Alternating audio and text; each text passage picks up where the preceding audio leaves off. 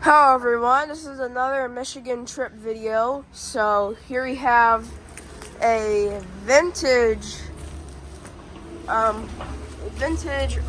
unit, stamped octagon. Never seen these in person. This is also in Traverse City. Yeah, it doesn't have a top. Let's see the compressor. Oh wow, that's a vintage one. Oh yeah, that is definitely vintage. You can see it's from the fourth week of 1989. See?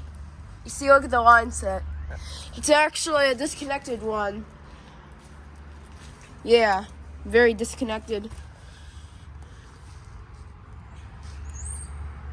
Look at that liquid line. They cut it off. Now it never runs. Nice. Finally found a vintage Rheem unit.